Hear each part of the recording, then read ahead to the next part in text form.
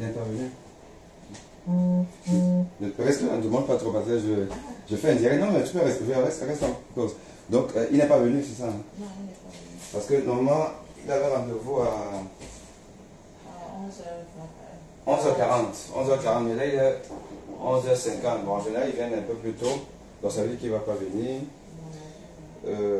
Donc là, comme ça, on va s'apprêter. Je fais un petit direct là, et puis on fait le point, et puis je m'envoie et tu t'envoies aussi. Donc à tout à l'heure.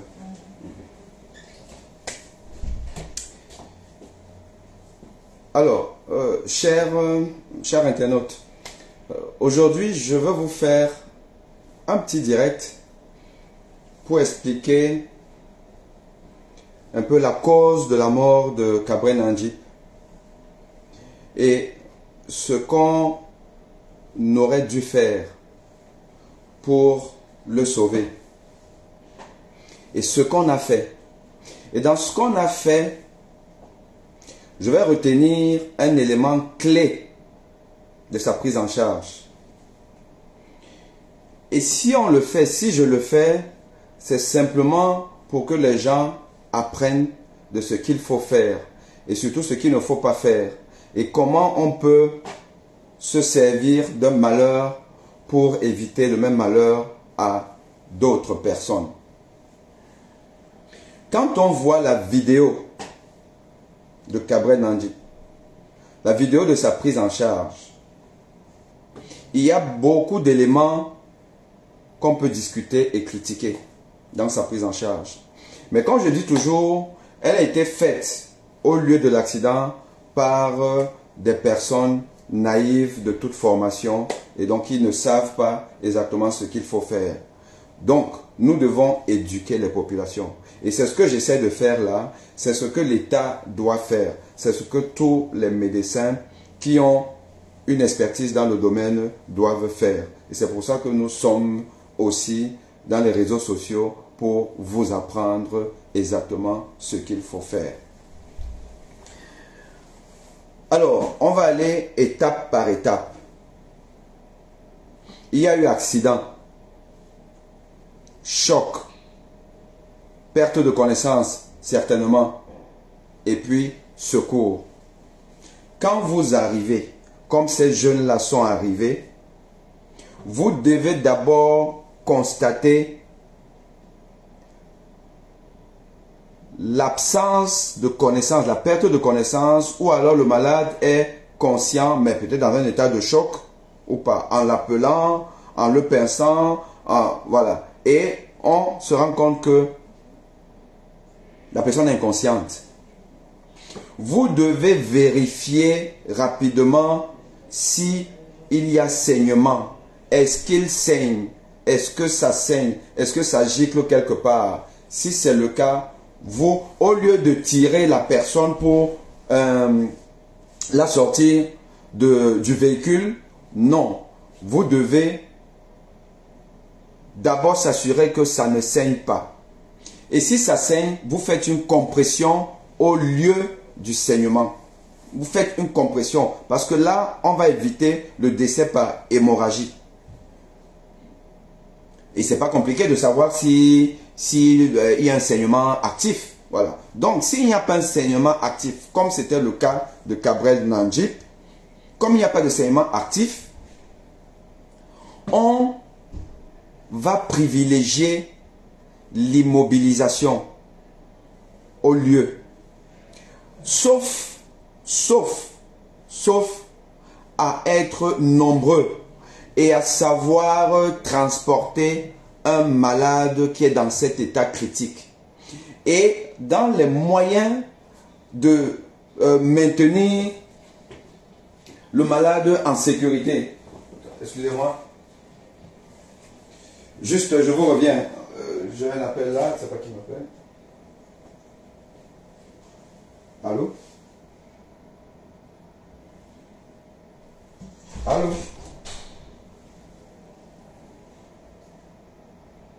Allô?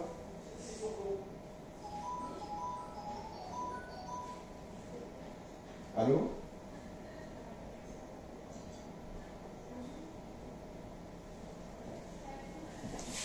Alors, je ne sais pas qui m'appelle, qui veut pas répondre. Alors, vous devez transporter la victime dans un état de sécurité absolue. Et quand on parle d'un état de sécurité, il faut privilégier l'intégrité de la colonne vertébrale. L'intégrité de la colonne vertébrale du dos jusqu'au cou.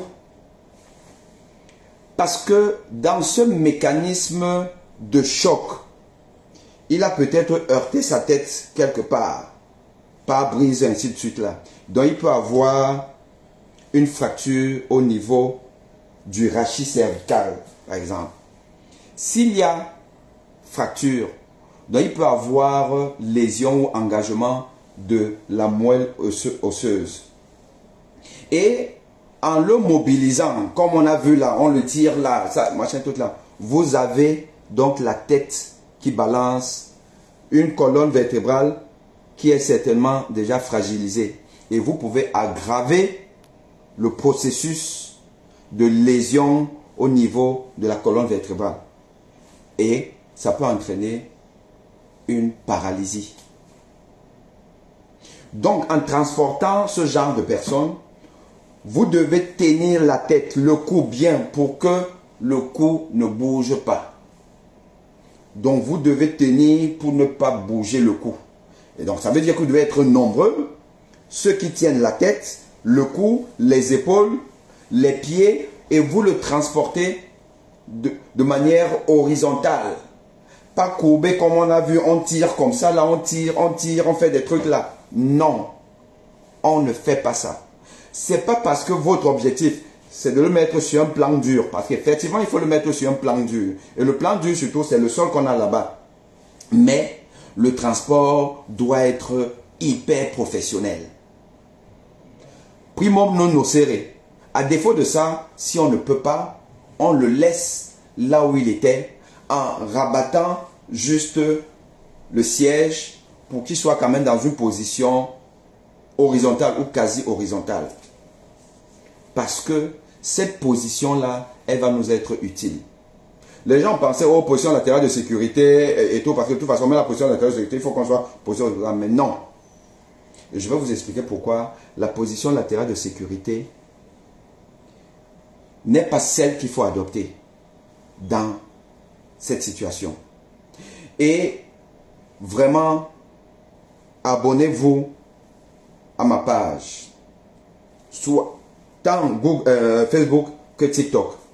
Abonnez-vous aux pages des secouristes, des gens, des experts qui vont vous apprendre comment on porte secours et comment et quand est-ce qu'on applique la position latérale de sécurité.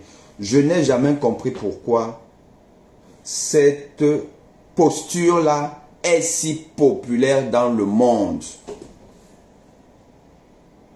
sans respecter les conditions pour lesquelles on l'applique. Ce que vous devez retenir pour mettre une victime en position latérale de sécurité, il y a une condition qui est non négociable. Non négociable. Le malade doit respirer. Le malade doit respirer. Sachez une chose, il y a une différence entre être conscient et respirer. La conscience, c'est une chose. La respiration, c'est une autre chose. Donc, la perte de connaissance, c'est une chose. L'absence de respiration, c'est autre chose. Premièrement, ce qu'on va d'abord essayer de constater, est-ce que le malade est conscient ou inconscient? Si le malade est inconscient,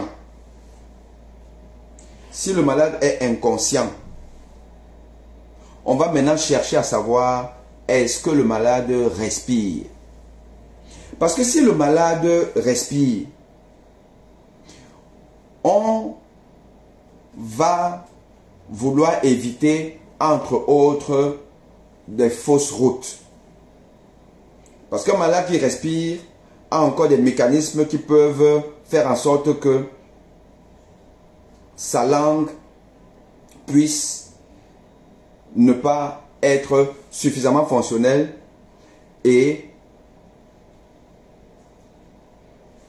permettre, enfin, ou ne pas empêcher une déglutition vers les voies aériennes. Donc, le malade qui va par exemple vomir, quand il vomit, il peut vomir et ses vomissures partent dans l'arrière-gorge et vont inonder les voies aériennes. Et il va étouffer. Il va être en hypoxémie et qui va aggraver sa situation, entre autres. Donc on va le mettre dans cette position parce qu'elle évite donc justement d'avaler de travers, comme on dit, de déglutir et d'avaler tout son sucre digestif vers les poumons, entre autres. Ça, c'est le malade qui respire. Donc, malade qui respire, position latérale de sécurité. Et entre autres causes qui nous amènent parfois à avoir donc cette inconscience, mais pendant qu'on respire, c'est par exemple la noyade. Un malade que vous avez ramassé, bon, il ne sait pas nager, il s'est noyé et tout, ouais, il va respirer, mais inconscient, il va étouffer. Vous le mettez en position latérale de sécurité. Les malades qui se sont fait électrocuter et tout ça là, vous pouvez. Mais, un malade qui est inconscient et qui ne respire pas, vous ne le mettez pas en position latérale de sécurité, vous le mettez en décubitus dorsal parce que celui-là a un problème avec son cœur. Son cœur est en arrêt cardiaque. Et vous devez rapidement commencer le massage après avoir appelé les secours. Parce que si vous êtes seul, plus vous massez, plus vous fatiguez. Et quand vous êtes déjà fatigué et vous continuez à masser, vous êtes plutôt délétère. Vous n'êtes pas efficace. Donc vous appelez le secours. Et les autres secours qui viennent, déjà ils auront pour objectif d'appeler après le SAMU, les ambulances, les hôpitaux et tout là. Et vous faites ça. Revenons sur Cabrel Nandji. On sait que il ne s'est pas noyé. Il ne s'est pas électrocuté. Il n'y a pas eu d'autre cause que le choc, l'impact de la voiture sur peut-être une autre voiture ou alors le talus ou autre chose. Il y a eu impact. Donc, de deux choses l'une. Soit il a cogné sa tête. Il a eu un ébranlement cérébral, commotion cérébrale, qui peut entraîner une perte de connaissance. Mais là, le décès est plus long, plus lent. Il va rentrer dans le coma et autres. C'est quoi? Il est là. D'accord. Ok. Bon, j'ai mon dernier patient qui est arrivé là. Parce qu'aujourd'hui, je suis mode courte consultation. Parce que je me déplace.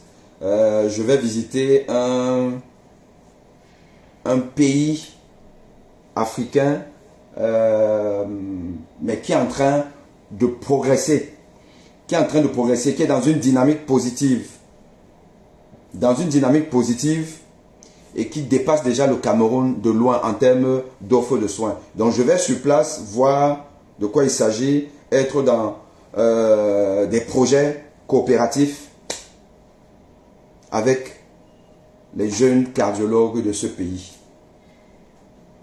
Vous m'avez chassé du Cameroun, mais ce n'est pas toute l'Afrique qui m'a chassé. Donc aujourd'hui, c'est mode demi-journée parce qu'il faut après aller prendre son vol. Donc, je vous disais que l'impact, soit c'est la tête, commotion cérébrale, perte de connaissance, mais le cœur continue à travailler. Le cœur travaille normalement. Donc le malade va être dans le coma et tout, mais il va rester quand même encore récupérable pendant longtemps. Le temps de faire une prise en charge normale. On va arriver à l'hôpital, on va voir. Donc on n'a pas besoin de masser le cœur ou de défibriller, puisque le cœur, lui, n'a pas de problème. Mais par contre, Si l'impact, c'est au niveau de la poitrine, le volant, le airbag ne s'est pas déclenché ou je ne sais pas trop quoi, commotio cordis, commotion cardiaque. Le cœur est là. Parce que je crois que vous me voyez un peu en mode inversé. Moi, je ne sais pas encore manipuler ces choses-là. Donc, quand je fais un pas, pas que c'est le côté droit que je touche, c'est mon côté gauche. Le cœur est là. Donc, impact, tang, décélération rapide à une vitesse de plus de 60 km/h, ébranlement du cœur, lésion myocardique, et puis modification de la balance ionique dans le cœur, dans les cellules, instabilité électrique, emballement du cœur, trouble du rythme cardiaque et notamment la fibrillation ventriculaire. Le cœur commence à faire ça. Et donc parce que le cœur fait ça et tout, la contraction n'est plus efficace. C'est un peu comme si le cœur s'est arrêté, arrêt cardiaque. Ce qu'il faut faire, ce qu'on devrait faire à Cabrel Nandjip, c'était soit on l'a bien transporté en évitant quand même que, voilà, comme je vous ai expliqué tout à l'heure, on maintient l'intégrité de la colonne vertébrale et tout. Du coup, on l'a transporté sur le côté, là, dès qu'on l'a posé. On ne fait pas comme on a vu là, où on l'a mis en position latérale de sécurité, où on dit que, bon, appelons le SAMU et les gens croisent les bras pour appeler les ambulances ou l'hôpital. Non. Commencez à masser. Commencez à masser. Parce que lui, c'est très probablement un emballement du cœur, fibrillation ventriculaire. Commencez à masser. Et donc, une fois que j'ai dit ça, je vais vous dire maintenant quelque chose qui est très grave. Très grave en termes d'offre de soins au Cameroun. La fibrillation ventriculaire, le malade ne reste pas en vie pendant plusieurs minutes.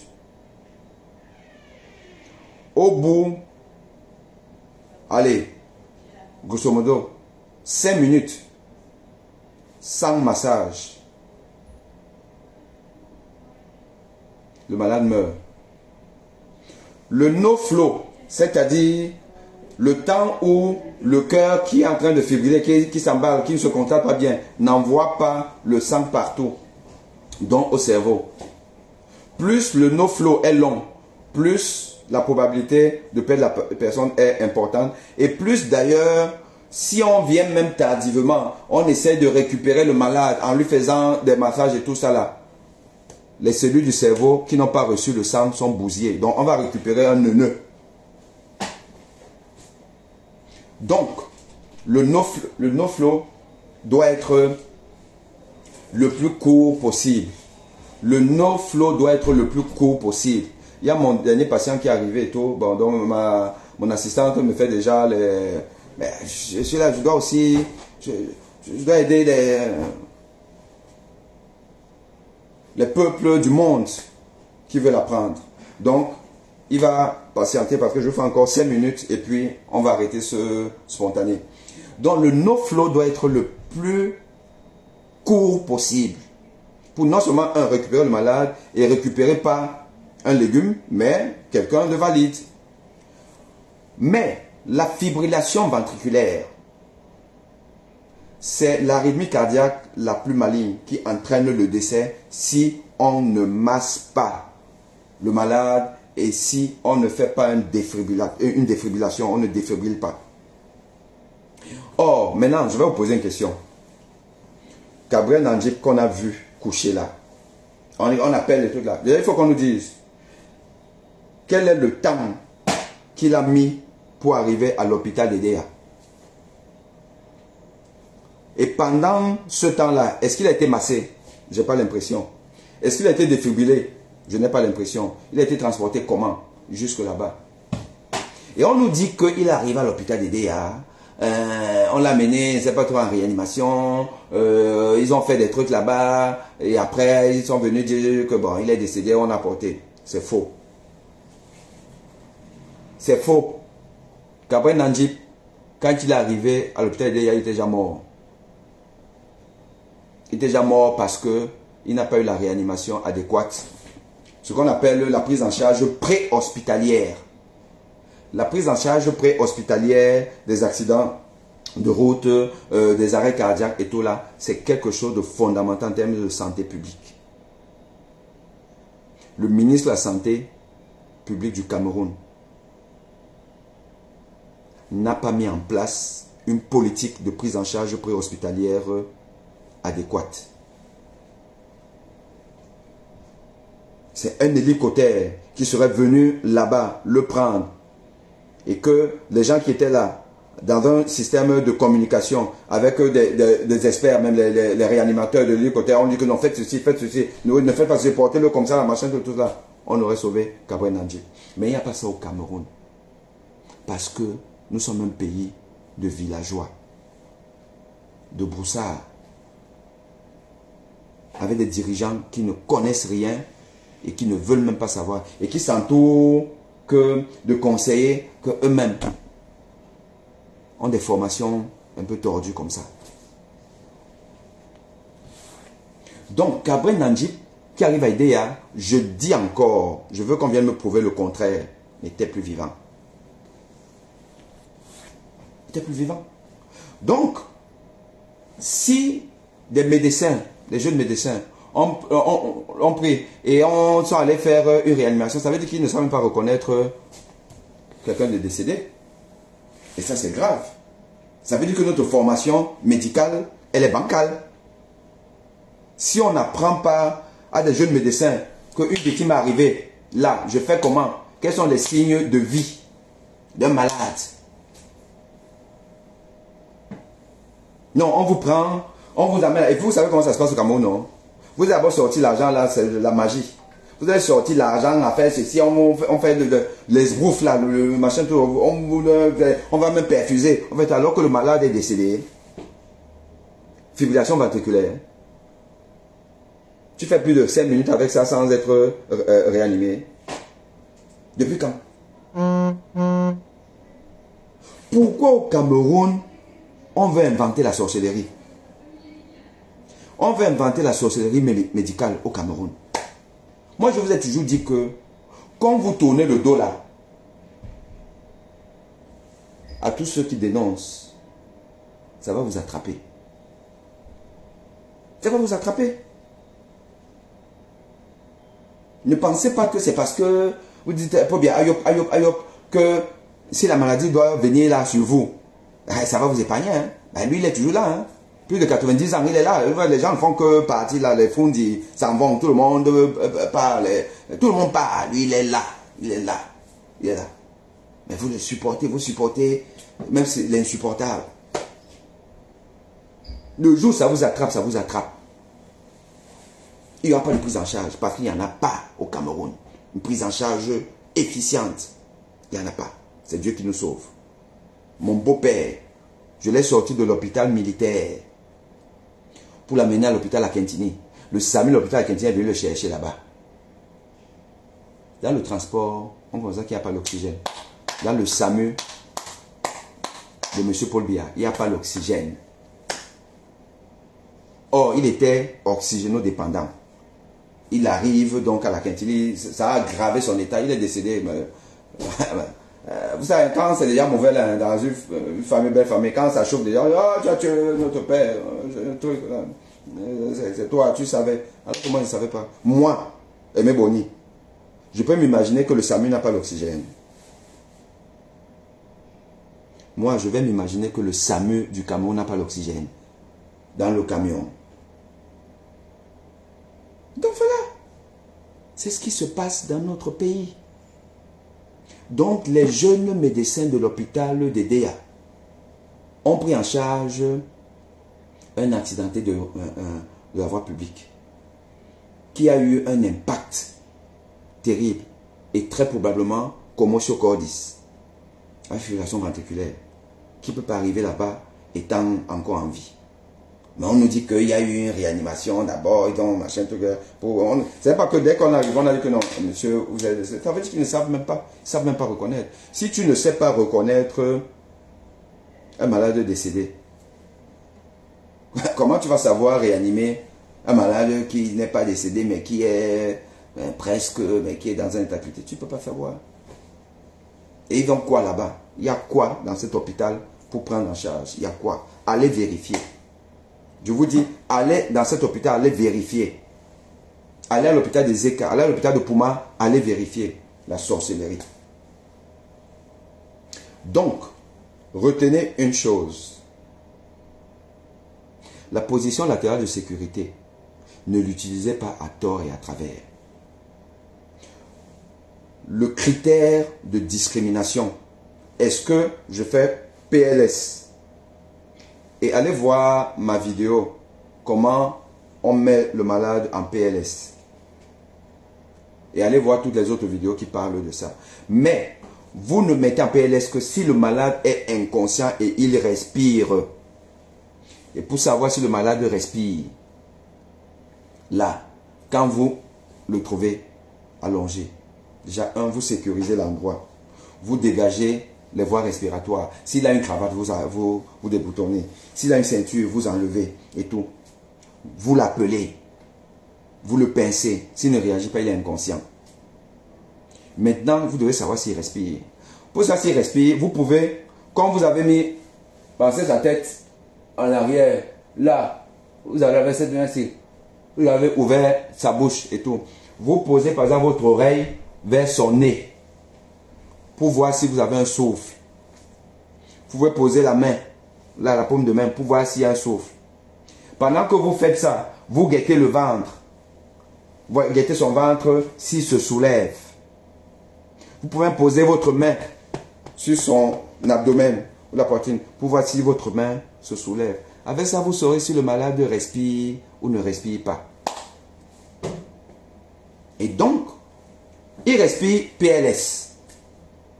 Il ne respire pas sur le dos pour commencer le massage.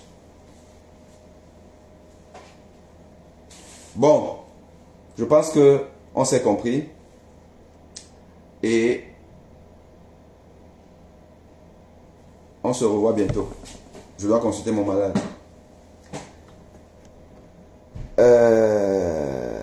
À bientôt. Ciao.